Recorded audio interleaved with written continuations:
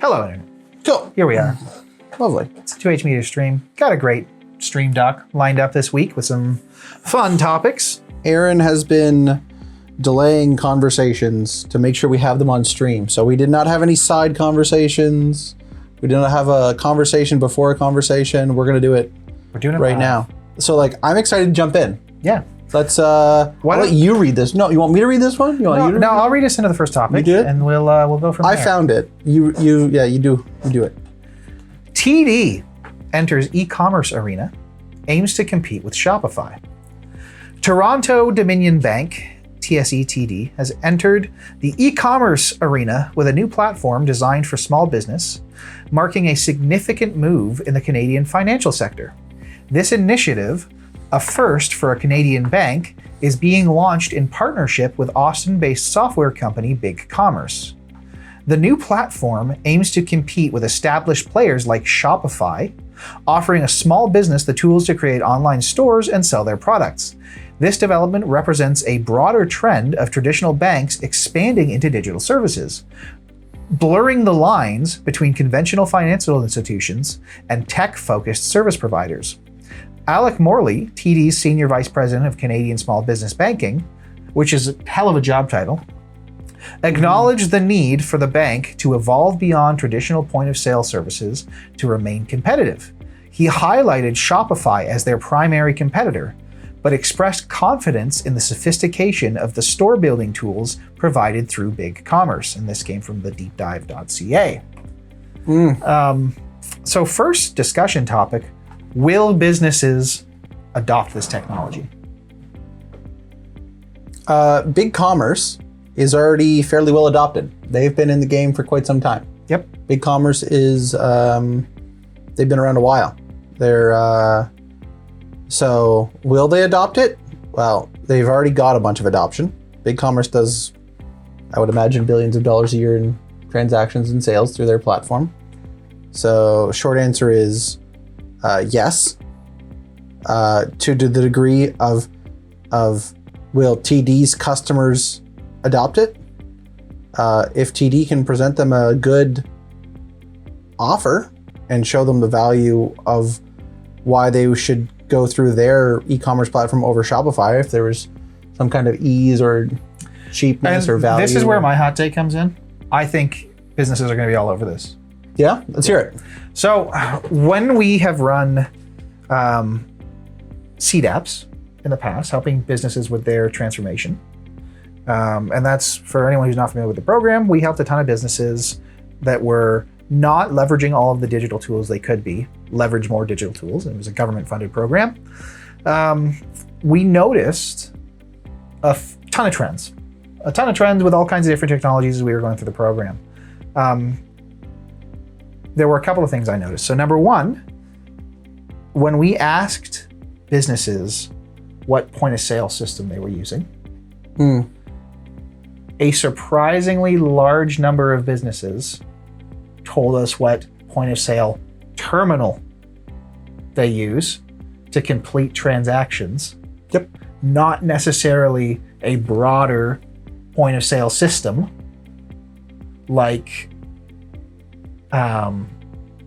Shopify's POS or Square POS. Like they weren't actually using a POS system with all their product inventory entered. They didn't have a larger formal setup. They just had a terminal. And they said, yeah, this is our POS system. It's a terminal. And so I think there's a lot of businesses that are really heavily invested in just doing all of their transactions through their banking terminal. Yes. And I think if that same bank that's already integral to how they run their brick and mortar business comes along and says, hey, we have a platform where you can start collecting online sales, I think there's a lot of trust already built up because they look at that terminal and go, yeah, that's my POS system. And now they can look at it and go, oh yeah, that's my e-commerce system as well.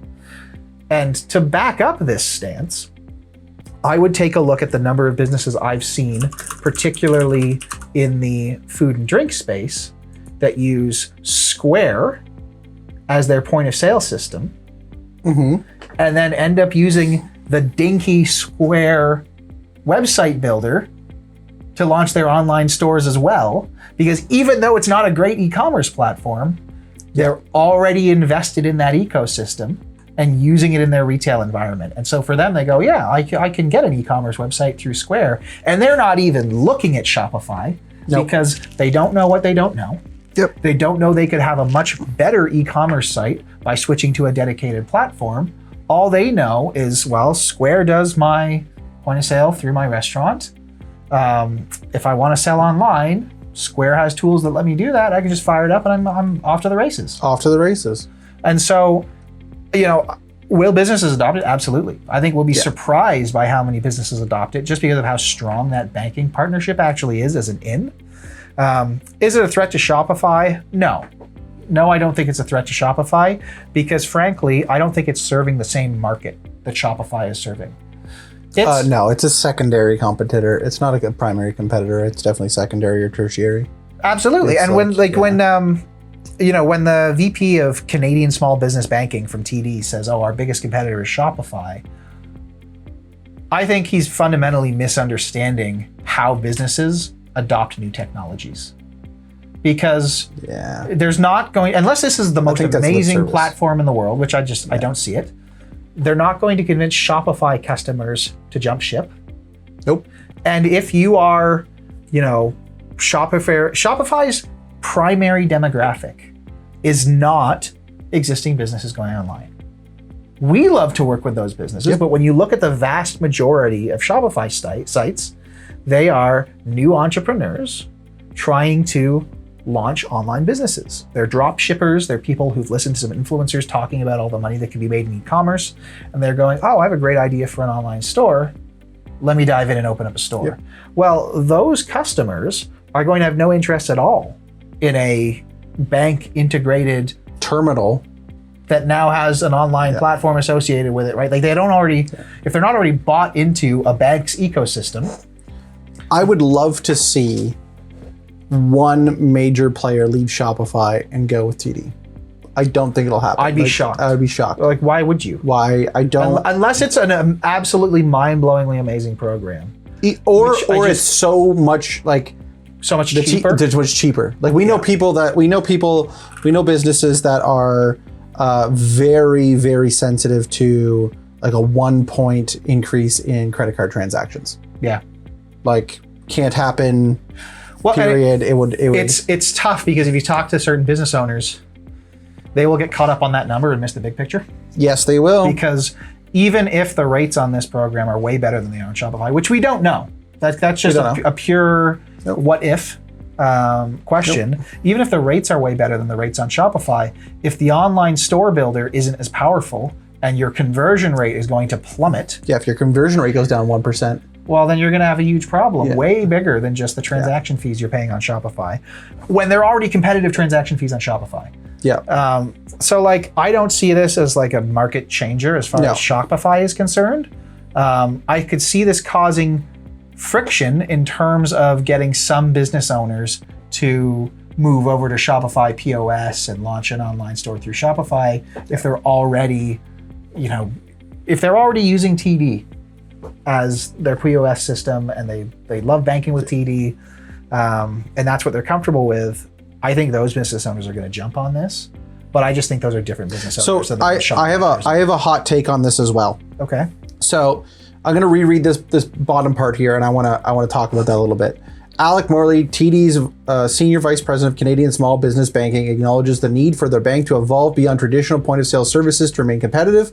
He highlighted Shopify as their primary competitor. I'm just going to stop the quote there. He goes on. I'm going to stop it there. Shopify does compete with the banks right now with Shopify Capital. Okay. Shopify goes, oh, you want to borrow money?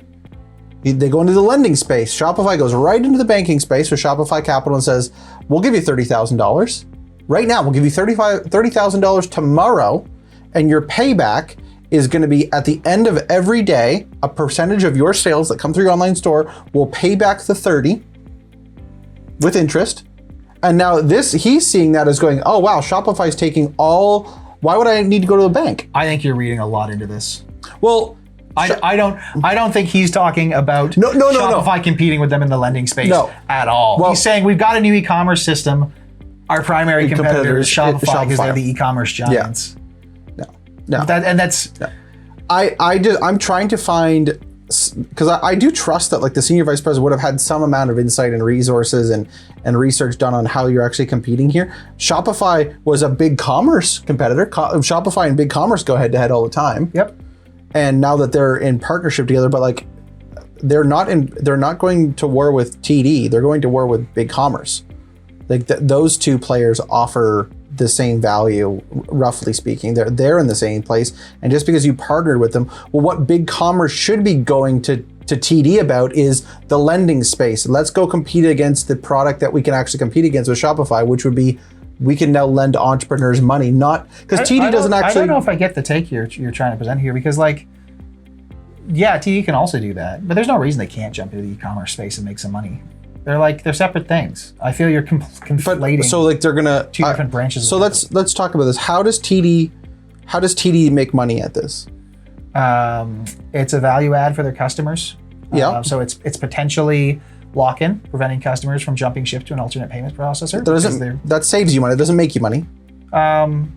Retention is important. It is. So like you can't split hairs and say, well, I'm asking specifically for how they make extra money on this, because that's not the only reason businesses do things. Okay. Right. So it helps them remain competitive. Fair enough. That's his point. They could conceivably attract new retail customers into TD because they offer this expanded e-commerce capability, which the other payment processors don't provide. Okay. They could conceivably make money through online fees. I don't actually know the platform well enough to know the funding model. So there might be fees. But there's lots of different ways they could make money offering this service. I just find it hard to imagine that they launched this service in retaliation because Shopify is offering lending. So Shopify uses Stripe. Yeah. So like great, instead of using TD, they use Stripe, and now Big Commerce uses TD. Sure. In the Canadian space, at least. Cool.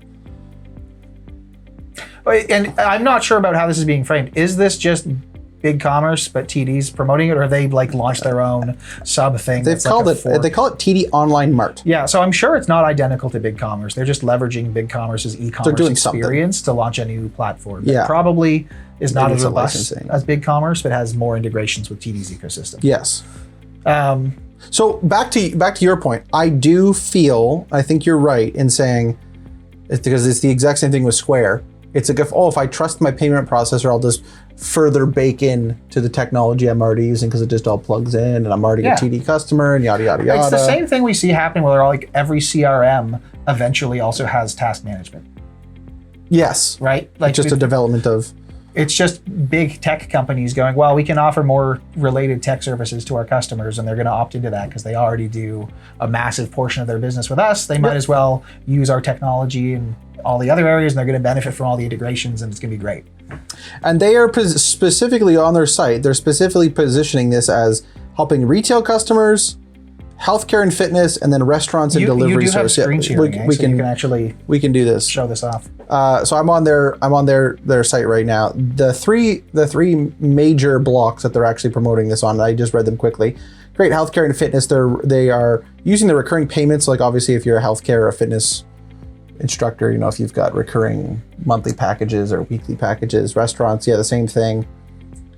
Don't miss sales because for food, for ordering food and beverages online. It's like ordering food and beverages online here. I would almost consider that more like competing with like Uber Eats. Look at the verbiage they're using though in the very first paragraph under retail. Reach new customers throughout Canada. Bring your store online. With TD Online Mart. And so this is what I was saying. Hosted checkout offers a consistent brand experience and lets customers shop when they choose. The target demographic for this. Yep, is small business owners and retail that don't have a store already. That have a physical store, but don't have an online store. And so that's where I think they're going to be successful in that market because that market exists. We've seen them go online with their payment processor before. Yep. I just don't think it's Shopify's bread and butter. It's not. Shopify is going the other way. Shopify went, we're going to build an amazing e-commerce platform. We're going to capture everyone's who's e-commerce first. It's e-commerce first. And then we're going to get into the brick and mortar stores through their marketing departments and their web departments, and we're going to build this great e-commerce platform so they can do all their online sales.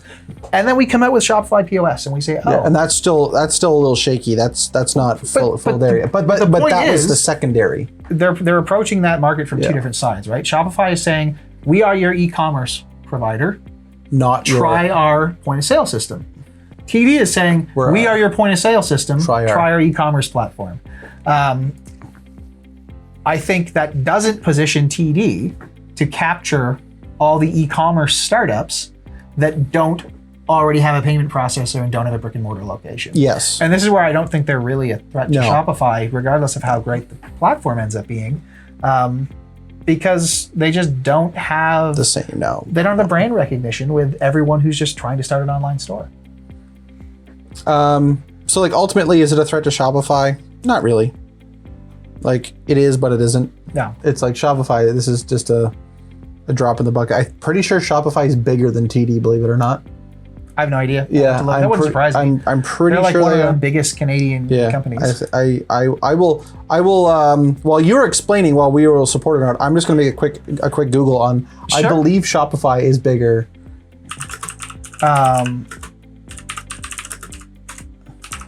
We're not going to support it. Is the short answer.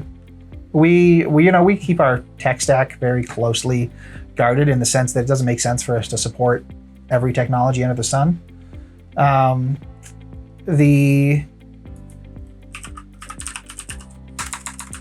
The intellectual overhead of managing multiple e-commerce platforms just doesn't make sense for a company at our scale. And as we continue to scale up, it doesn't make sense for us to branch out either. We'd rather be really good at the things we specialize in than try to do a little bit of everything. So like if all of our Shopify customers suddenly start jumping ship and everyone's switching to TD, obviously we'll move with the market and we'll react to that. But we're pretty invested in the Shopify ecosystem. We've been Shopify partners for a number of years. We work closely with Shopify on a lot of educational content. It wouldn't really make any sense for us to jump into this other platform. So I think Shopify is where we're going to be staying for the foreseeable future. After some quick Googling and going through, oh yeah, that'll be. Are you going to want to share screen for any of this? I'm going to just get some numbers here. No, I don't need to share any screen. I just did a quick lookup on total market cap for TD and Shopify. Your guess? What is your guess? Is TD bigger or Shopify bigger? It's close. It's close. It's close. TD is at $149 billion of total market cap, and Shopify is $139. So TD is technically $10 billion Canadian, worth more than Shopify. I was going to guess TD is doing better just because of all the red lines I see on your screen. As you look at the Shopify stock prices right now. During COVID, Shopify was they were a monster. They were a monster through COVID. Yeah. And they're still very healthy. They're massive companies. I think Shopify is the fourth largest company and TD is the third. They're very close, very large. They are giants. They are giants in their own right. But I don't think this is going to be a major, crazy. Shopify's market cap is not going to suffer too much because of this TD launch. No. No. I don't see it making any impact at all. No. In terms of what Shopify is doing, it's. It's still cool. It's cool to see. I would love to see if other banks follow suit. I mean, we could be wrong. We've been wrong before. That's okay. We can be like talking about these things. I would love to see this actually. I would love to see this help Canadian businesses adopt more technology. If that helps give confidence to retailers in Canada, that would be amazing. Unfortunately, I think it's another roadblock towards some Canadian companies adopting better e-commerce tools. It definitely doesn't. Yeah. Right? Because we saw that. There were businesses that we would rather move to Shopify because they're going to have a more effective online store, and they weren't interested because they were already using the one that came with their processor. Yeah.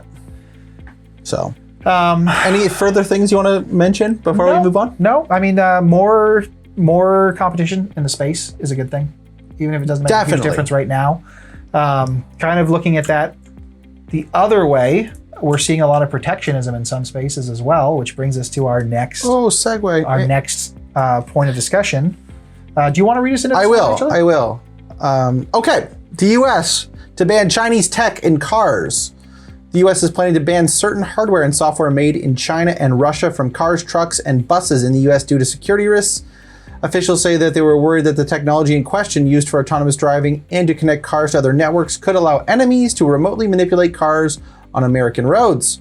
There is currently minimal use of Chinese or Russian-made software in American cars, but Commerce Secretary Gina Raimondo said that the plans were targeted and proactive steps to protect the U.S. Cars today have cameras, microphones, GPS tracking, and other technologies connected to the internet. She said in a statement, it doesn't take much imagination to understand how a foreign adversary with access to this information could pose a serious risk to both our national security and the privacy of U.S. citizens.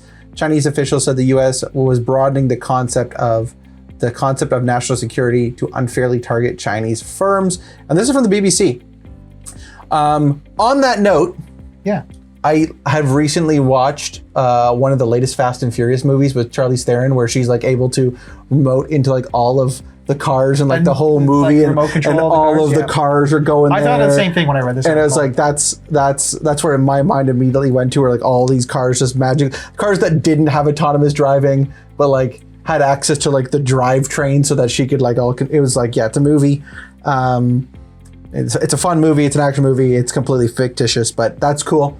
But that's where my mind went, going like, oh yeah, like it's like Fast and the Furious. It's like Fast and the Furious. Yeah, it's exactly like that. So, is this move surprising? No. After the drone stuff with the DJI or After previous the drone stream, stuff, this was like a month ago. The Canadian ban or like the Canadian increased scrutiny of foreign investment in tech companies. Yeah. Like this has been an ongoing trend that we've of- talked about over and over again on this stream because the governments Are seeing definitely the risks to more interconnected tools online. And who knows how much of it's about national security? Who knows how much of it's about economics? Yep. We'll keep the tinfoil hats off. Yeah, we're not going to for sure. get down. We're not going to go down that road.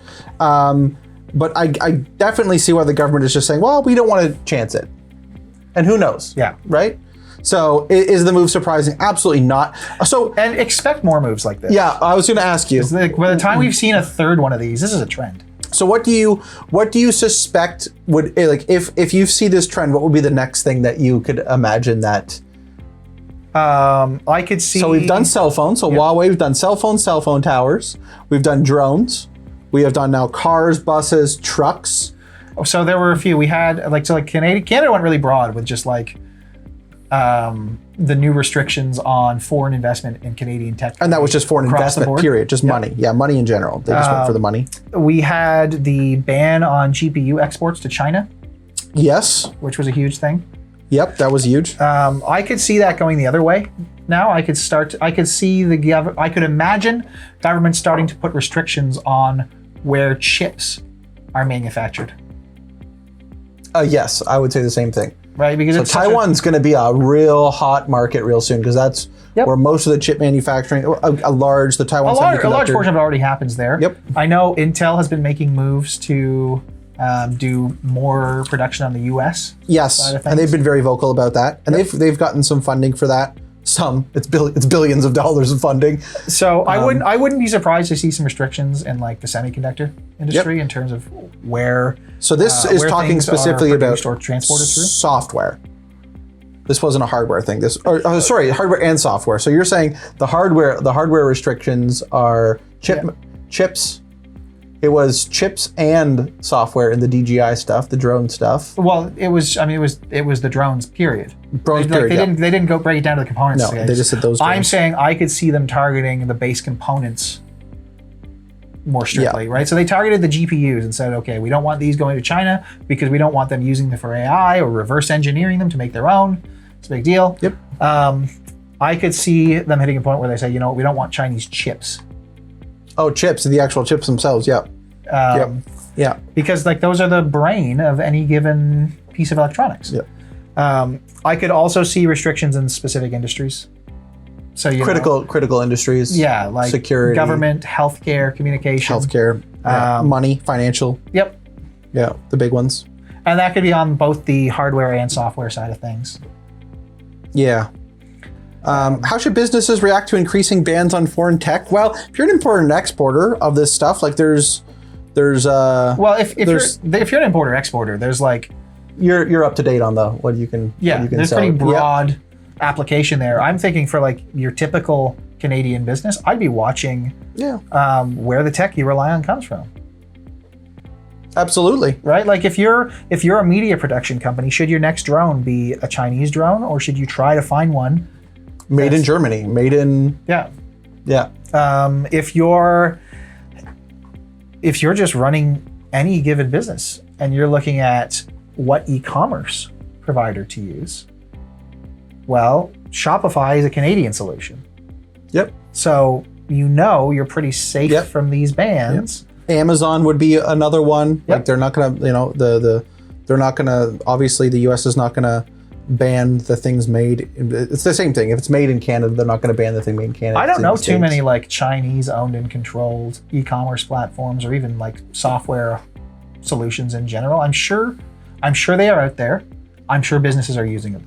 I wouldn't even think about the software and hardware side. I would also think about who you were relying on to be a service provider. So we have a ton of people that we work where they do offshore their support, and they're relying on people in other countries as their support mechanism.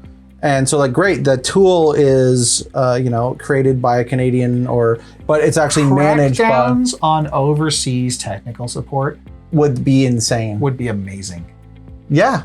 Can you imagine if that entire industry died overnight because the government said, nope, that's too much access for foreign agents to have to North American business data. You have to use North American-based tech support. Tech support, customer support, pick a thing, but like that would be a game changer. That would be one of the next steps, because if you give your tech support or your customer or tech support to another country, what access do they have to the back end of your systems to do the thing? Let's bring the scope back in. What types of businesses are in our network? What types of businesses are likely to listen to our stream? We're talking lawyers, local healthcare providers, Canadian e-commerce brands. If you're a company in that realm, you're probably already not outsourcing your customer support overseas because you're not at a scale where it makes any sense. And so for those businesses, the ones that are in our network and in our demographic, I'd say the software and hardware is the big thing to look at. Where is the technology you're using sourced out coming from? If you don't know the answer to that question, it might be a good idea to find out. And if you are using older software and you're thinking about upgrading, it might be the time to look at a Canadian provider. You have things as basic as your web hosting. Do you actually know where your data is stored? I guarantee if we were to ask our clientele, more than 50% would have no idea. Right. And we don't know if any of those services that these businesses rely on are going to be next to the chopping block with these government restrictions that are coming in foreign tech. What if they start to put restrictions on where businesses can store their data? Now, some of the clients we work with already have restrictions on where they can store their data. Healthcare in the Canadian legal system, I've already got that pretty on lock. Which is good. But like I wouldn't anticipate that's gonna take too much more. Like there is protectionism happening.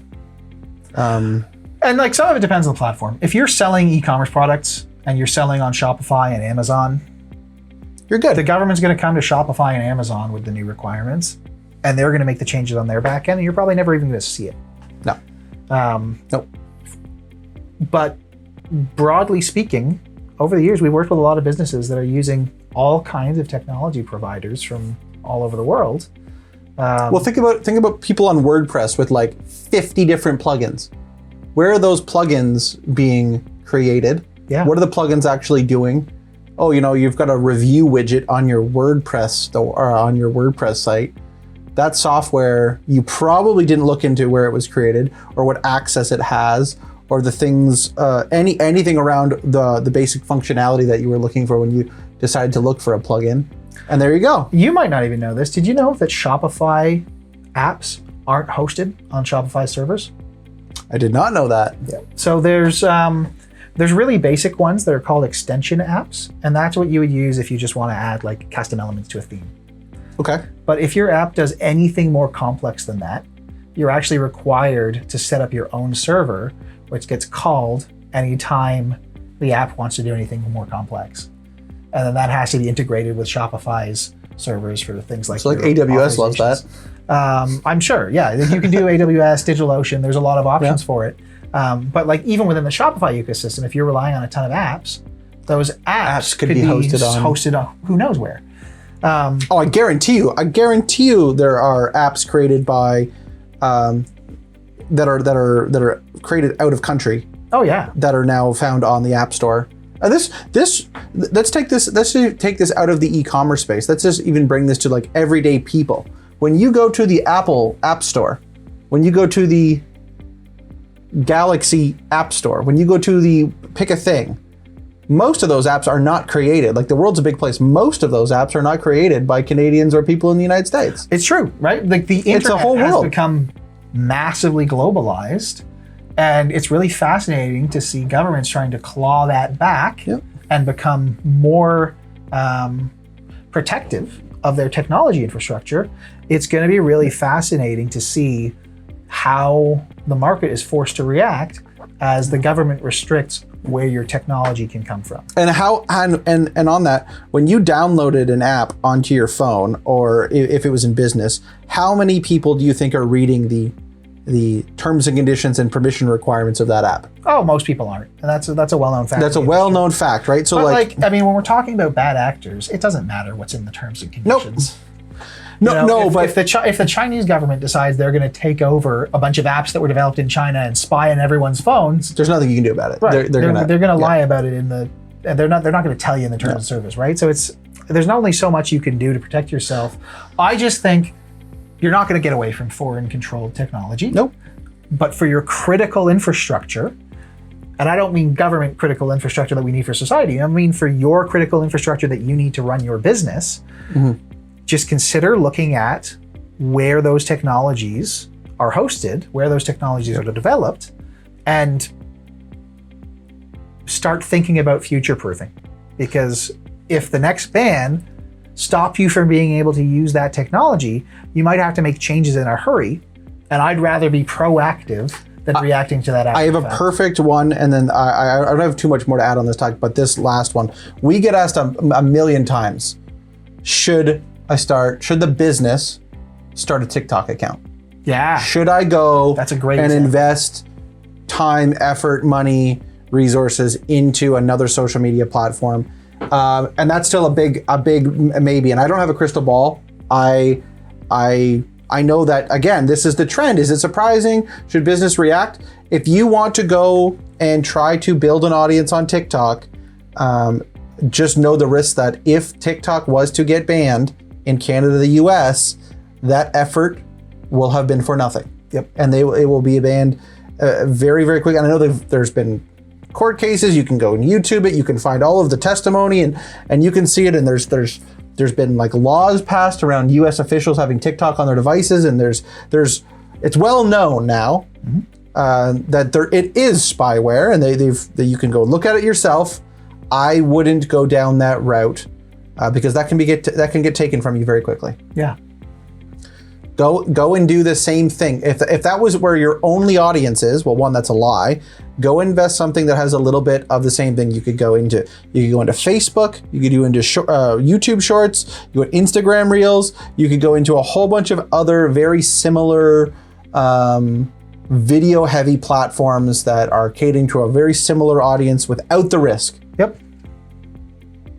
So, with that, let's move on to our next topic. Cool. I actually wanted to move ahead when you were talking about the WordPress stuff earlier because it was such a good transition into this one. I wanted to hit the TikTok thing because that's like super relevant to that. Like, is it surprising, and how should you react? Well, yeah, no, the TikTok point was a great one to bring up. Let's talk about this new topic though. Sure. WordPress engine, WP Engine, sends cease and desist letter to Automatic over Mullenweg's comments. And Mullenweg is one of the co-founders of WordPress. So WordPress hosting service WP Engine on Monday sent a cease and desist letter to Automatic after the latter's CEO, Matt Mullenweg, called WP Engine a cancer to WordPress. last week. The notice asks Automatic and Mullenweg to retract their comments and stop making statements against the company. WPO Engine, which, like Automatic itself, commercializes the open source WordPress project, also accused Mullenweg of threatening WP Engine before the WordCamp summit held last week. Automatic CEO Matthew Mullenweg threatened that if WP Engine did not agree to pay Automatic, his for-profit entity, a very large sum of money, before his September 20th keynote address at the WordCamp US convention, he was going to embark on a self-described scorched earth nuclear approach towards WP Engine within the WordPress community and beyond, the letter read. When his outrageous financial demands were not met, Mr. Mullenweg carried out his threats by making repeated false claims, disparaging WP Engine to its employees, its customers, and the world, the letter added. The letter goes on to allege that Automatic last week started asking WP Engine to pay it a significant percentage of its gross revenues, tens of millions of dollars in fact, on an ongoing basis for a license to use trademarks like WordPress. WP Engine defended its use of the WordPress trademark under fair use laws and said it was consistent with the platform's guidelines. The letter also has screenshots of Mullenweg's text messages to WP Engine CEO and board members that appear to state that Mullenweg would make the case to ban WP Engine from the WordPress community events in his talk at WordCamp if the company did not accede to Automatic's demands. And this is coming from TechCrunch. I do love a little gossip. Don't you love a little gossip sometimes? This is probably like the most steamy, gossipy topic we've ever done on this stream. This is a great one. I find this hilarious. This is a total gossip one, and you can see my face. I enjoy a good feud. Don't you enjoy a good feud? Personally, not so much. But in this case, I love it. It's very funny. Why don't you break this down for the average person? Break this down without the legal thing. Break it down, because there's a lot of people that don't know how WordPress actually, they've probably heard of it, but they don't understand how it is. Break it down. A couple of guys built WordPress, and you probably know roughly what WordPress is. You may not know that it's open source. So they built the site, they built the platform, they released the code, and they said, hey, this is a community effort now. You can use this, you can contribute to it, you don't have to pay us anything. This sort of belongs to everyone. And I say sort of because I'm sure they own some rights intellectually and they're talking about trademarks, which makes sense. But the platform is free to use. You don't have to pay anything to use the code, it's all out there. Well then, a few different companies sprang up offering managed WordPress experiences where you pay them for ostensibly a better experience using WordPress. And they host the website, and you get access to, maybe some of their plugins, some of their customizations. As it relates to this story, Automatic, which happens to be helmed by one of the co-founders of WordPress, is one such site. And WP Engine is another such provider. So in both cases, they're taking the open source WordPress platform, packaging it up with some features that may or may not be good, and then selling it to you for a premium. They are direct competitors in this space. The gentleman Mullenweg from Automatic, who was one of the co-founders of WordPress, is using his prestige within the space and using his platform to complain about WP Engine and say that people shouldn't be using that platform. And WP Engine, of course, is saying, well, he's just greedy. All of the bad press he's giving us right now, true or not, is because he wanted money from us and we wouldn't pay him. We wouldn't pay him. It's almost blackmail. Yeah. It's blackmail. It's extortion. All of this is really silly because WordPress is an open source software platform, an open source website content management system. You don't need to use either of their platforms. We don't use either of their platforms. I wouldn't encourage anyone to use either of their platforms. You can install your own WordPress instance on any web host, as long as they've got PHP enabled and you can access the code you need. You can go run up your own WordPress instance on a server in your basement if you really want to. We use Cloudways. They've been great to us. WordPress is bundled in. It's really easy for us to launch. DigitalOcean now. Cloudways is still Cloudways. It's owned by DigitalOcean. Yes, correct. And so they offer DigitalOcean as one of their hosting options. They also do AWS. Like it's pretty flexible. We use Cloudways. Great to work with, and they have a built-in option to just spin up a WordPress site in the back end. That's very, very common. There's tons of web hosts that will help you spin up a WordPress website. No fees to WordPress, no monthly payment to WordPress. You don't need to pay. You need to pay hosting. You need to have a domain. Just normal hosting rates comparable to what we pay anywhere else. But yes. So, I mean, our first discussion topic was, do you need to pay for WordPress? No. Nope. You can just go download it for free and spin it up on your server. And when we say download, it's not like steal a car. Would you steal? No, it's available for free. For commercial use. Without being nefarious. You don't need to do anything crazy to get it. It's not like you need to know, a crazy URL to download WordPress. No. WordPress is open source. It's free. Yep. You can just go get it yourself.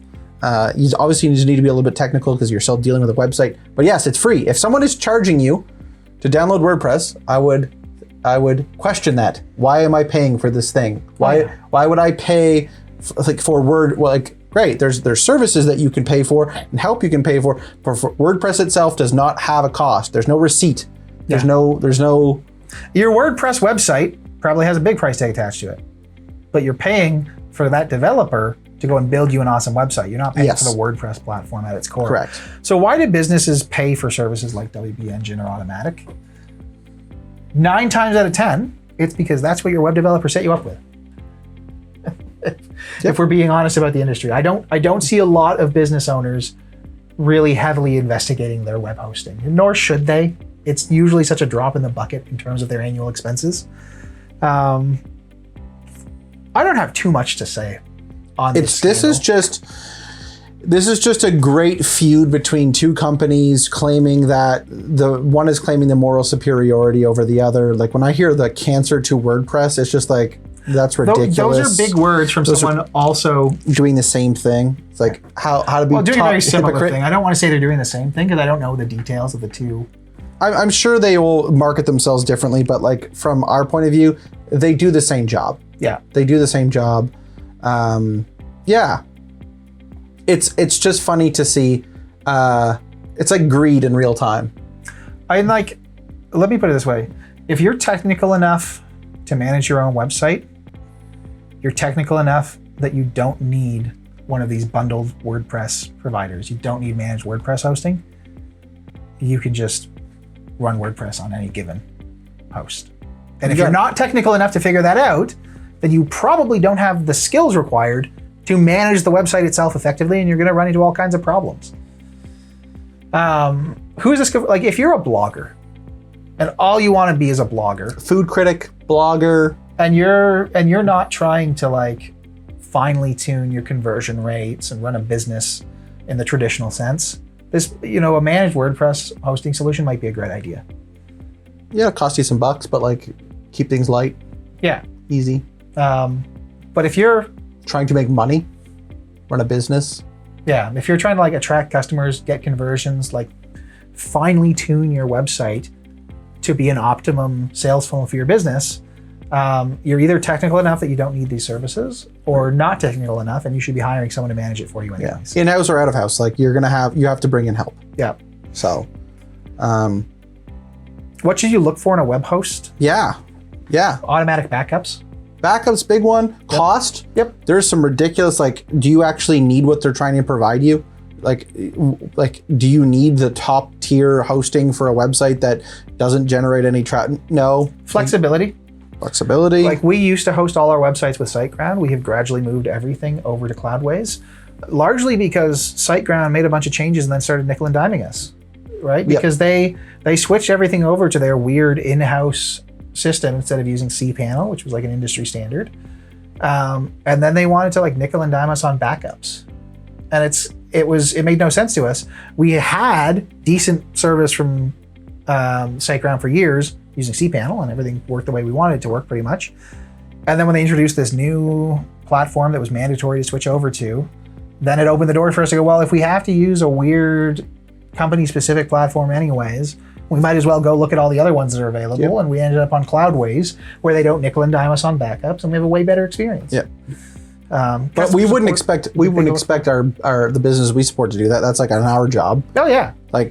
If we have the odd client that wants to manage their own hosting, and that's fine, but we've got clients that have weird setups, and again, like the weirder you get, typically the harder it is to find support for, and the more expensive it is, and the less secure it is, and the less functionality it is. But like, hey, some people like weird, and that's fine.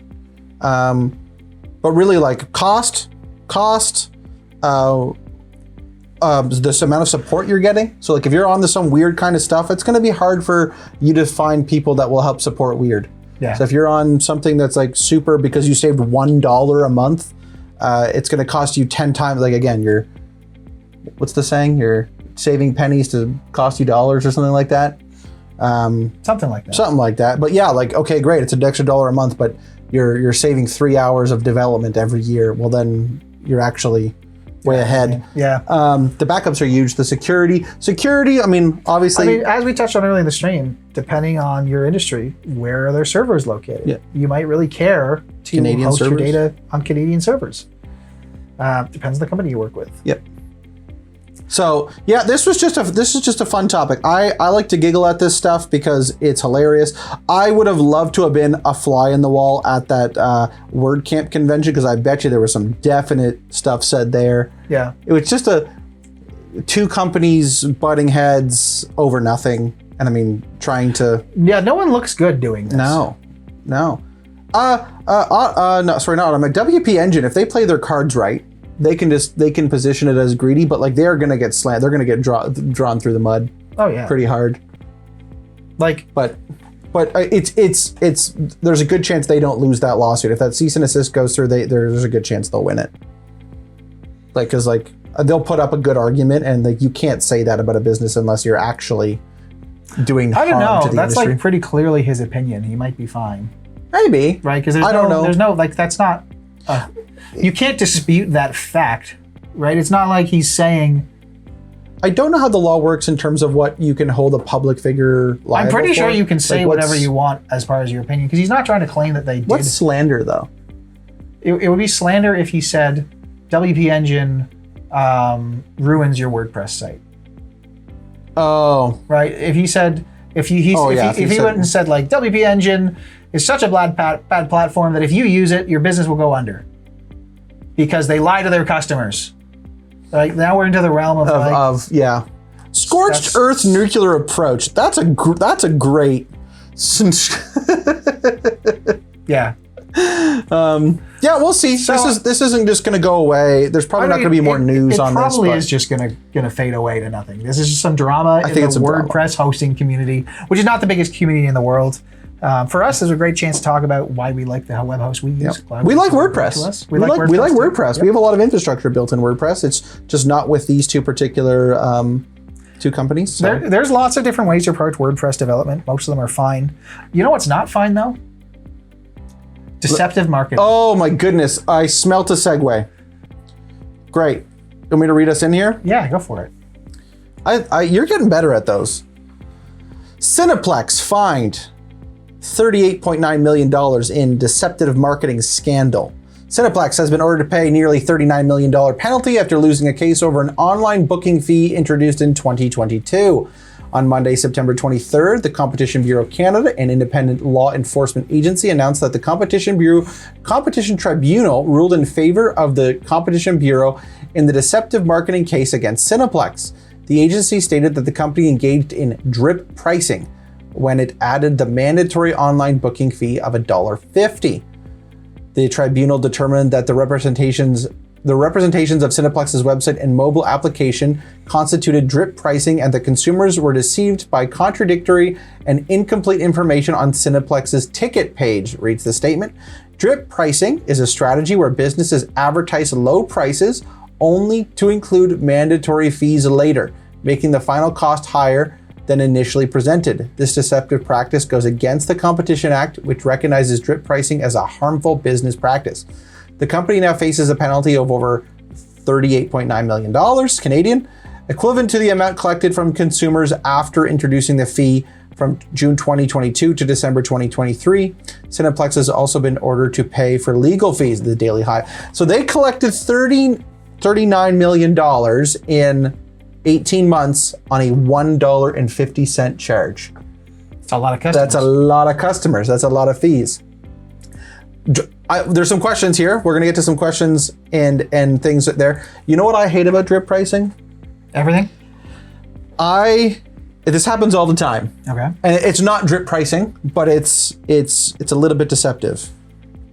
When you book an Airbnb, typically when we go somewhere for work, we're either booking a hotel or an Airbnb or somewhere for travel, and the initial price on the Airbnb is one thing, and then there's cleaning fee, an Airbnb fee, and then there's taxes. So it starts off being like, oh, that's a sweet place, and the price is there.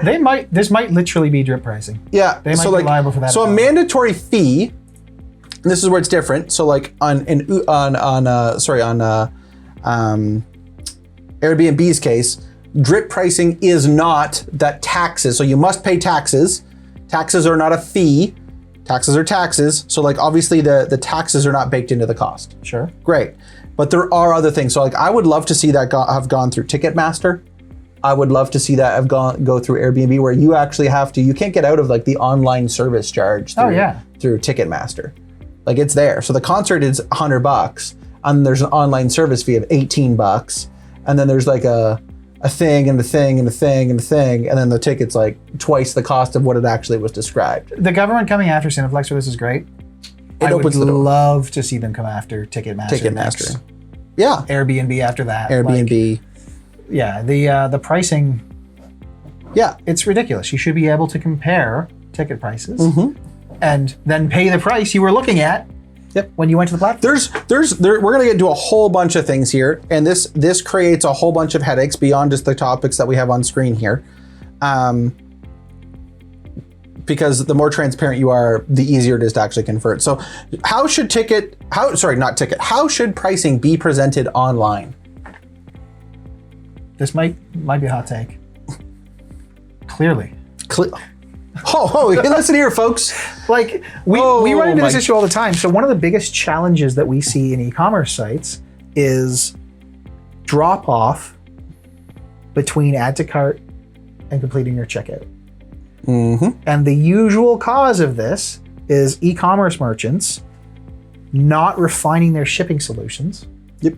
And having massive shipping charges that you don't see until the very end. Yes. And what did customers do? They bounce. Because they were evaluating your product based on the price listed on your website and comparing that to the prices listed on everyone else's websites, many of which offer free or flat rate shipping. And when they get to your checkout page and they see that the price is actually way higher than that, they go, nope, I'm gonna go back to a competitor too. And they're mad about it because they were expecting a great deal. They were ready to make a purchase on your site.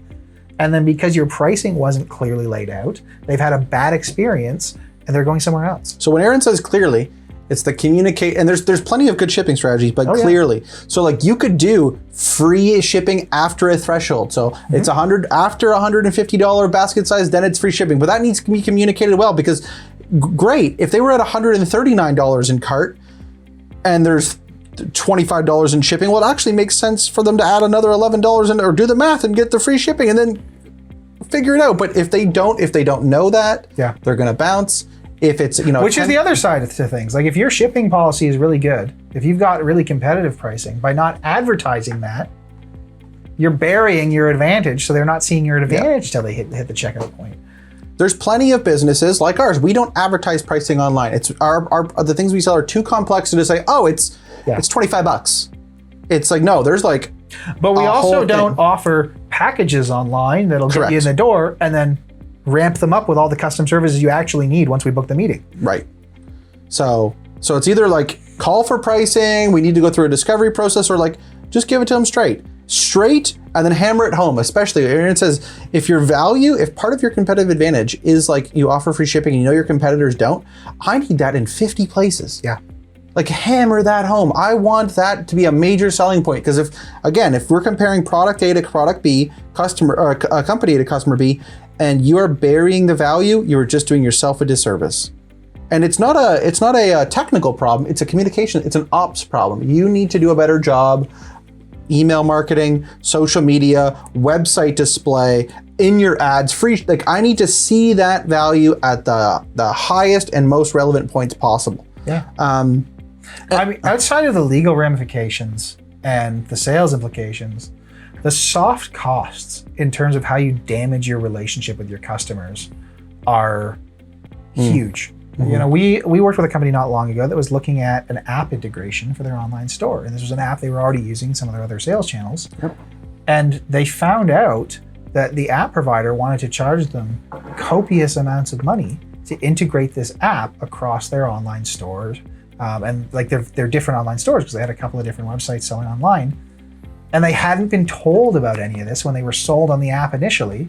And so now they're being hit with thousands of dollars in fees, and well, they went and found a different option. Scummy. It's just scummy. It's like, just be, here's what our business does. Here's how we do it. And then the last thing I want to do is surprise your customer with anything other than amazing news. Yeah. It's good news, surprise them all day long. As soon as it's even medium news or bad news, that's the last thing you should be doing, is surprising a customer, because that's just bad taste in their mouth all day. And then we got nothing good to say. You know how hard it is to dig yourself out of that hole once you're there? Oh, it's tough. It's tough. And some fees are impossible to get away from. Like if your business has to charge fees, that's how you make your money. That's how you're doing business. Yeah. One of the things we do, we don't bake revisions into our projects because not everyone uses them. So A lot of people don't. Right. Many of our projects launch exactly as we built them, as we intended them. The customers are happy. So we do all of our revisions on an hourly basis. And what that does is it gives us the maximum flexibility because we can quote our lowest rate with our best recommendations. And if you follow our advice, you get the product we're recommending at our best rate. Yeah. But if you want to go in and start tweaking things and put your fingerprint on it and heavily customize, you have that option too. You just pay for it on an hourly basis because we can't control the scope of what level of finessing and what level of artistic oversight you want to have on a project. I think that's better than the alternative too, because if you bake in a bunch of things like that and they don't get used, okay, great. That leaves a bad taste in the customer's mouth. On top of the fact, I think a lot of businesses are just like try to get out of that process as fast as possible to save margin. Sure. Well, and then on top of that, if we did try to bake it in, because the number of hours people use can be so all over the place, we could never make that accurate to what the cost actually is. So there's a lot of good reasons why we have it set it up that way. But the reason I bring this up is because when we propose a project, we explain that pricing structure probably 4 different times in that proposal. We explain it right at the start, we explain it in the pricing section, and then we explain it again after the pricing section when we talk about creative license and revisions. And then 15 times throughout the project where it's like we have dedicated set points of we're going to approve this before we go forward. Are there any changes required? So that at the end, you're not going, oh, wow, here's this giant bill I wasn't expecting. It's like, no, oh, you wanted something, or maybe you're changing the scope halfway through the project or whatever. It's like, okay, great. Well, that was never talked about. Cool. Maybe there's a new requirement. Awesome. Maybe the business is doing something fundamentally that, because 3 months went by. Cool. I mean, great. That's a slightly different thing, right? But it's the same. If there was that kind of change in scope, there would be. We'd quote it. Right. It's so that's a different thing. I was talking specifically about, we have a fee structure designed for people to be able to make whatever revisions they want.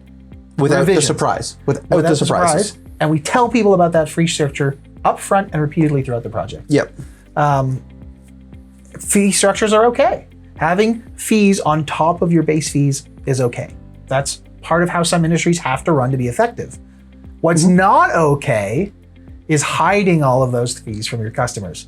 If we presented our proposals without explaining our fee structure, and people were comparing that to a proposal from another agency that does bake revisions into their projects, that would be completely unfair. Yep. Because they would be tricked into, oh, that one's lower. Well, yes, we're not apples to apples anymore. You're not getting the full information. So I would love to have seen, so like the 38, back to this, who actually loses here? Well, there's a whole bunch of customers that got hoodwinked. I don't like to see Canadians get hoodwinked ever. I would love to have seen that $39 million somehow be distributed back to the people that were affected, because somehow they were able to track how much they collected. I would love to see people made whole. But regardless, I don't like seeing Canadians taken advantage of. So that's probably not going to happen, but great. I would love for this to be a repetitive industry sweeping approach to how the Competition Bureau of Canada actually looks at people selling things online or in person, where Ticketmaster, Airbnb, all of the people that are actually deceptive this. It's actually funny that this is happening now, because we've seen a few really actually positive changes in the online community this year. One of them was with the fake reviews from the FCC. Yep. Now this. The EU's been cracking down on a bunch of stuff. It's, I mean, I'm just always surprised when good things happen, because in a world where like you just get bombarded with bad news, the good news really does shine through. So I see this as nothing but good news. I mean, this one is kind of like neutral to me, because I don't go to the movies that Cineplex often. still did the wrong thing. Yep. Right now the government's clawing the money back. That's what's actually funny here. They actually, now that I'm actually looking at this closer, they were fined $38 million, $39 million. I keep saying 38, but it's $39 million. Over 39, equivalent to the amount they collected. So they actually didn't get a fine. They just have to give the money back. A fine would be, so the equivalent of the amount collected from consumers. So that's just a refund. That's not a fine. Yeah. So this should be harsher. This should be way harsher. If it's going to actually make a difference. It should be the $39 million would be the base. And then like from there. and then legal fees. Who knows? Yeah. Okay, because, maybe $2 million. Because this just means if you don't get caught, you get to keep the money. And if you do get caught, you just have to give it back. Which is, so this could be a lot. And then what did you do? Did you collect interest on that money the entire time? Of course they did. So like, of course they did. They're still up. Yeah. Yeah, and this is where I say, yeah, it's neutral. Like, I'm glad the government's cracking down on it. I'm glad I'm seeing this. I'm glad it's happening. It obviously doesn't look good on Cineplex. Like, there is definite damage to Cineplex's brand after that. And that's like, you know, what the government does or doesn't do with this. That's the core thing we want people to take away from this. Is just be right. Be right. But like, if your price is your price, advertise that price. Yeah. Be honest with your customers, and it's really hard for anyone to complain about you if you're upfront and honest in how you do business with people. I have this conversation probably twice a week, and it's like, why are your prices not online? Yeah. Because you're selling something that's essentially a commodity. You're selling health services or training or, you know, fittings of equipment, or you're a service provider. Why are we don't want our competitors to know. It's just like, what does it matter if your competitors know or not? Yeah. I need your customers to know. Would I ever go to the grocery store? If I treat your service like a product, would I ever buy that? Would you ever go to the grocery store and go, I want to buy that thing without knowing that? I do that in some kinds. I don't care how much they charge me for water. I have to buy the water from the water company. Yeah. The hydro, the gas, those are needs. But if I was to go to the grocery store and I'm looking at bananas and suddenly bananas are $90 a bunch, I'm not going to buy bananas. They have to tell me the price. So every other service provider out there, you would need to make a very strong argument to me why you wouldn't want to transparently display your pricing online. Yeah. And if there's a problem with that, it means you're not showing the value of your service or product. Oh, I can't do that because of this. Is like, well, then you're positioning your product incorrectly. And there's ways to fix that. And typically those aren't even hard things to fix. It's not like you got to go and spend thousands of dollars on technology or retool the whole business. It's like, we just need to show the customers why we're good at what we're doing. Yeah. Let's go do that. We've said it before. Advertise your strengths. Advertise your strengths. Hammer them home. Yep. So, yeah, I mean, I'm glad they got fined, but don't do drip pricing. Don't do drip pricing. Don't do drip pricing. Anything else you want to add on that? No, man, I think I'm good. Good? If anything we talked about today resonated with you, I encourage you to book a free strategy session with one of our experts. We'll take the time to get to know your business, develop a plan that makes sense for you, and answer your burning questions so that you can move forwards with confidence and clarity. If that sounds impactful, book a strategy session, which you can do at 2h.media. And in the meantime, thanks for watching.